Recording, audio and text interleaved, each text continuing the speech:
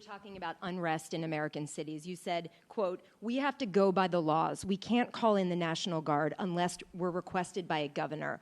What changed now? Why is this situation different to not consult with Governor Newsom about this? Well, the biggest change from that statement is we have an incompetent governor. So I talked about governors, but I didn't talk about he's an incompetent governor. Look at the job he's doing in California. He's destroying one of our great states. And if I didn't get involved, if we didn't bring the Guard in, and we would bring more in if we needed it, because we have to make sure there's going to be law and order. You had a disaster happening. And they now admit it was a disaster. I watched the chief yesterday, who's a good man, by the way, and he said, "Well, we're lucky we did this because they were overwhelmed. You saw what was happening. So we did the right thing. Everybody agrees to that.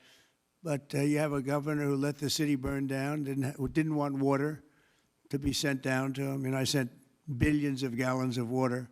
I wanted to do it in the first term. He wouldn't do it over. I don't know. They have environmental reasons, but there were no environmental reasons. I think it's just a political philosophy.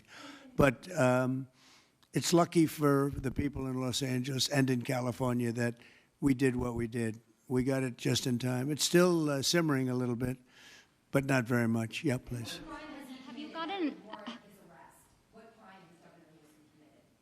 A crime has he committed? I think his primary crime is running for governor because he's done such a bad job. What he's done to that state is like what Biden did to this country. And that's pretty bad. It's the wrong philosophy. Thousands, hundreds of thousands of illegal immigrants, many of them prisoners. They're taking up your health care. They're taking up your space in schools. They're taking up your hospital. And in many cases, they're criminals. And we have to do something about it, and we're doing something about it. I want to thank the incredible patriots of ICE and Tom Homan, who has been incredible, and Kristi Noem, likewise incredible. The job they're doing, and it's like an unforced error. There was no reason for this. 21 million people were allowed into our country, and many of those people were criminals, and it's a shame. It's a shame, but we're getting them out, and I will say, I think it's a 95-5 issue, just like so many other issues, 95-5. And the Democrats lost an election in a landslide because they're on the wrong side of the issues. I mean, it's not even conceivable that somebody would do the kind of things that he did. It seems like Gavin Newsom likes the attention that he's getting right now from you. I do, yeah. It seems like he does. If you look at recent history, somebody who was running for president, you, who got arrested and had a mugshot, you could make the argument that politically that wound up helping you. Are you worried at all at this moment that talking about him getting arrested could be helpful to his political prospects? Because a lot of people think he wants to be sitting right where you are. Well, in my case, it was a witch hunt, and everybody knew it. And I was able to explain that during the process. Otherwise, I wouldn't be sitting here right now. And it was a total witch hunt. It's proven to be a witch hunt, and you see what's happened. In his case, it really is very obvious. You look at what's happened between the fires, I could name 10 things right now. We talk about the trains. We talk about all of the costs in California. You talk about all of the people that are flowing in, destroying life for everyone else.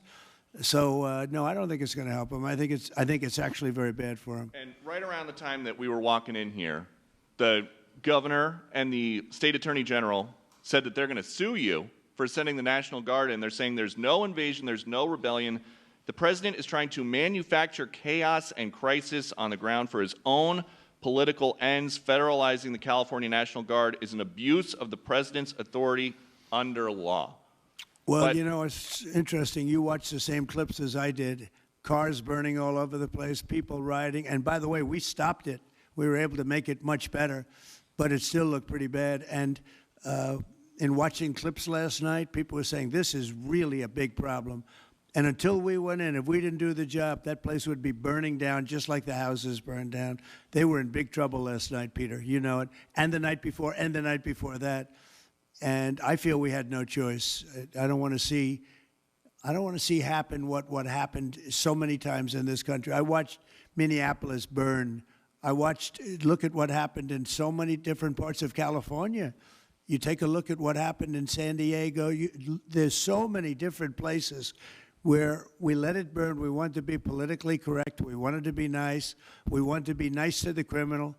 And what you're doing is destroying the fabric of our life in this country. No, we did the right thing. We've been given credit by people that I would least suspect. Why I would say that some of the people that came in and said, thank goodness, they said, some of them, thank God that Trump got involved.